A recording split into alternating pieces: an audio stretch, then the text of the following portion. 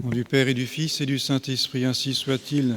Bien chers amis, nous sommes en ce moment dans la période liturgique entre Pâques et l'Ascension. Notre Seigneur est ressuscité, mais n'est pas encore remonté au ciel. Et pendant ces 40 jours, que va-t-il faire? Il va apparaître plusieurs fois à ses apôtres. Il n'est plus comme avant la Passion, constamment avec ses disciples. Il leur apparaît parfois, et c'est ce que nous dit saint Luc dans les Actes des Apôtres. Jésus se montra vivant, avec force preuve, leur apparaissant pendant 40 jours.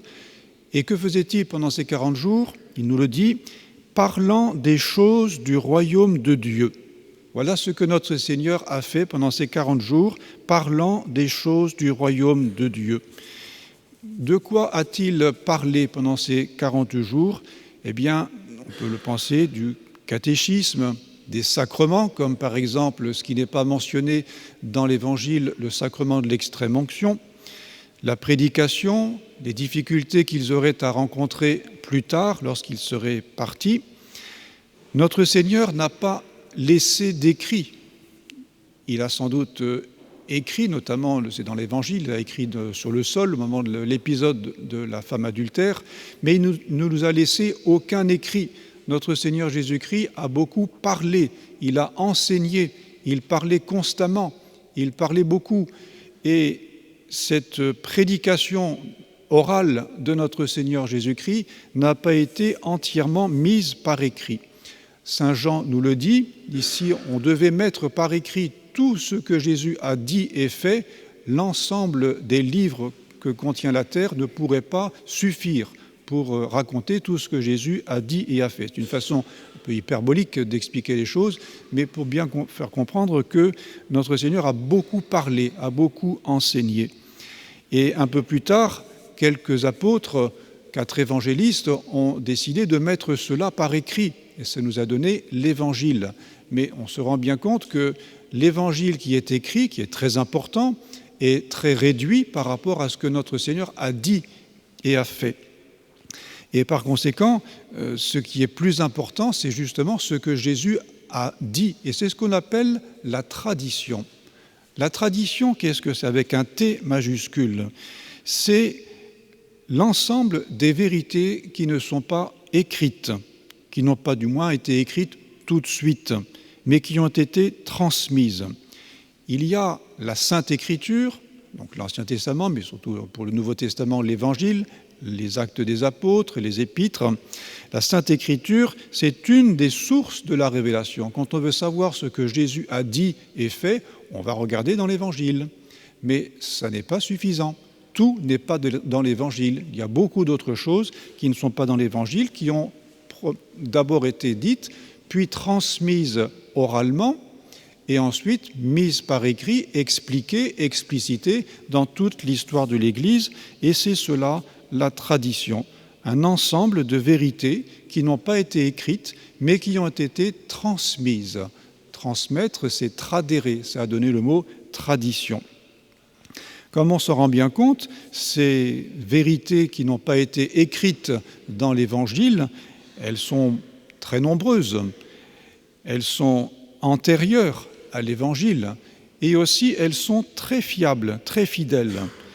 En effet, dans ces périodes et dans ces lieux, on écrivait peu, on faisait beaucoup plus attention qu'aujourd'hui à ce qui était dit. On faisait beaucoup plus attention à ce que l'on disait et toutes ces vérités étaient bien transmises. Je vais vous donner une petite anecdote, une petite illustration pour comprendre cela. Au XIXe siècle, des religieuses françaises se sont établies à Nazareth. Et on leur a attribué un terrain à Nazareth. Et tout de suite, les habitants du lieu leur ont dit « Ah, vous êtes sur ce terrain, eh bien c'est le lieu du tombeau du juste, c'est le tombeau du saint ». Alors les religieuses ont retenu la chose, mais elles ne savaient pas ce que ça voulait dire. Et quelques années après, elles ont découvert, un peu par hasard, tout un ensemble d'une construction paléochrétienne construite au-dessus d'un tombeau qui est très probablement le tombeau de Saint Joseph à Nazareth. Mais cette tradition avait été transmise oralement par les habitants du lieu. Il n'y avait aucun écrit, il n'y avait pas de pancarte. On avait transmis fidèlement, c'est là qu'a été enterré le saint, le juste, et c'était Saint Joseph. C'est une illustration d'une transmission très fidèle, uniquement par oral, d'une vérité qui s'est révélée vraie par la suite quand on a fait ces fouilles.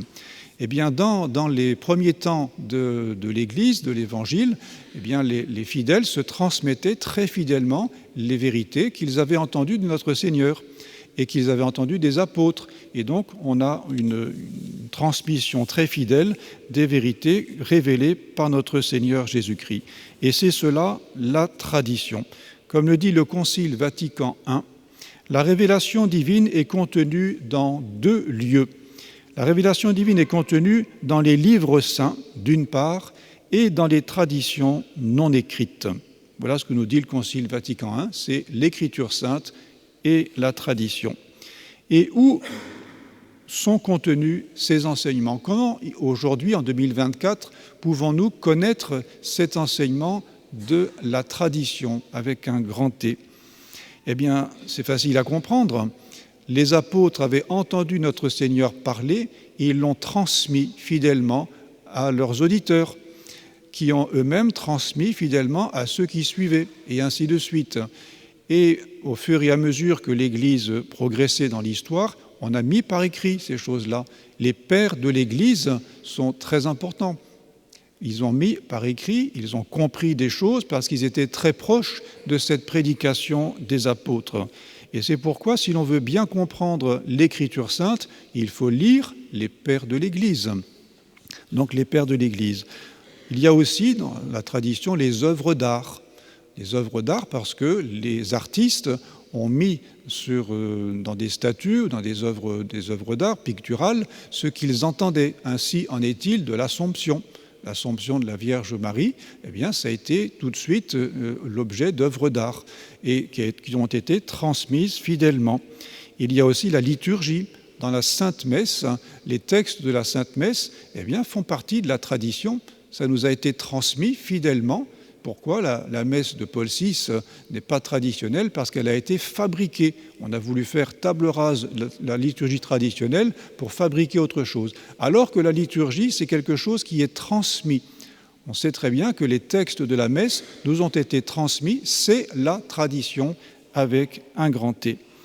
Les conciles, les encycliques ont grand soin de s'appuyer sur cette tradition qui est très sûre, qui est très fiable et qui est la révélation de notre Seigneur Jésus-Christ. On voit d'ailleurs que quand un pape écrit une encyclique, il a grand soin de se fonder sur son prédécesseur, sur ses prédécesseurs.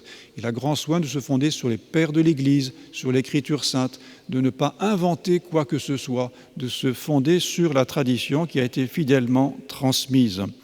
Et les vérités ne sont jamais nouvelles. Aucun pape n'invente quelque chose.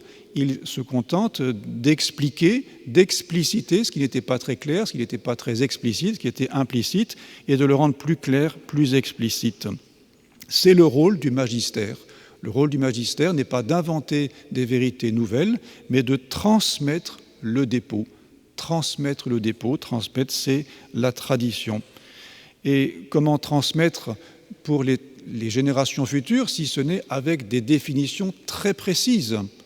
On le voit dans les conciles, on a soin de donner les vérités de la tradition d'une façon extrêmement précise, des définitions, des formules et des condamnations, qu'il nous suffise de lire, par exemple, le Concile de Trente. Le Concile de Trente est lumineux, ce n'est pas le seul, les autres conciles aussi, mais spécialement le Concile de Trente, c'est très intéressant.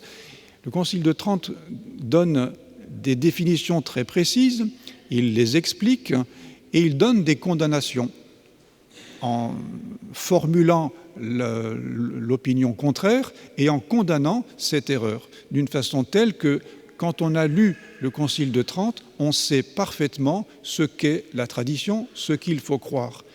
Il n'y a aucunement besoin d'interpréter le Concile de Trente à la lumière de la tradition. Ça n'a aucun sens. Le Concile de Trente n'a pas besoin d'être interprété à la lumière de la tradition. C'est la tradition. Comme on le voit, quelle différence avec le Concile Vatican II, qui n'a pas voulu justement définir, qui n'a pas voulu condamner, qui a voulu se contenter de quelque chose d'un petit peu flou, d'ambigu finalement, ce qui fait que des années plus tard, on en est encore à discuter sur le sens du Concile Vatican II et à essayer de se débattre pour dire qu'il faut l'interpréter à la lumière de la tradition. Ça n'a pas de sens.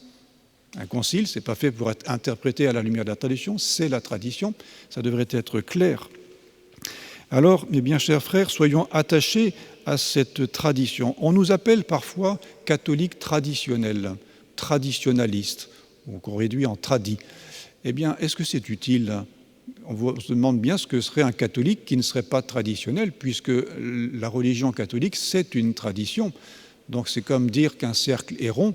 Un catholique est traditionnel par essence et définition, parce qu'il doit s'appuyer sur la tradition de l'Église.